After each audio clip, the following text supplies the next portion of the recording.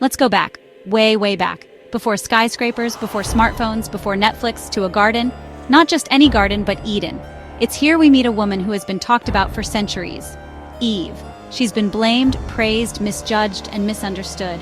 But today, we're diving into her story like you've never heard it before. The world was fresh, untouched. God had just formed a man from the dust, Adam.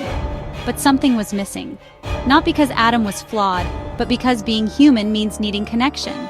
So God caused Adam to fall into a deep sleep. And from his side, not his head, not his feet, but his side, came Eve.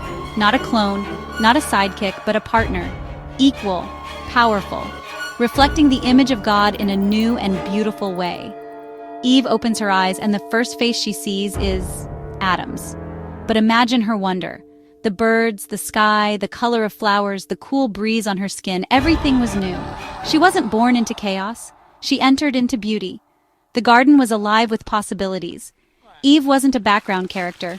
She named animals. She explored. She laughed.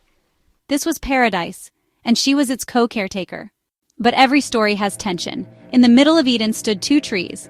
The tree of life, the tree of the knowledge of good and evil. God said, "Eat freely from anywhere, but not from this one tree."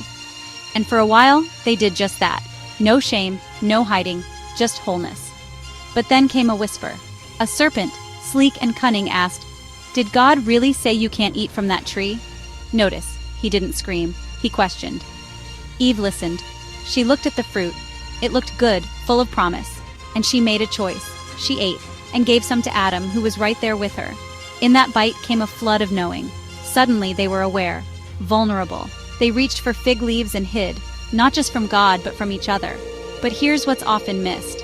God didn't storm in with rage. He walked. He called, "Where are you?" That's the heart of the story. Not just the fall, but a God who still seeks. Yes, there were consequences. Pain entered the world. The ground would be hard, relationships would strain, and Eve, she'd carry both pain and promise.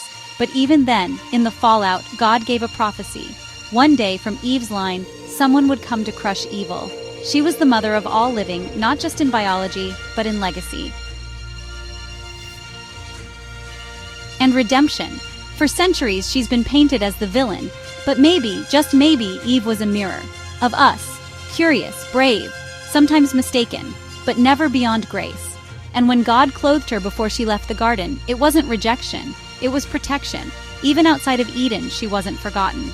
So next time you hear Eve's name, don't just think of a fruit or a fall. Think of a woman who walked through beauty, brokenness, and still carried life forward. Because Eve's story, it's not just ancient history, it's the beginning of ours. Don't forget to like, comment, and subscribe for more stories of bold women from the Bible.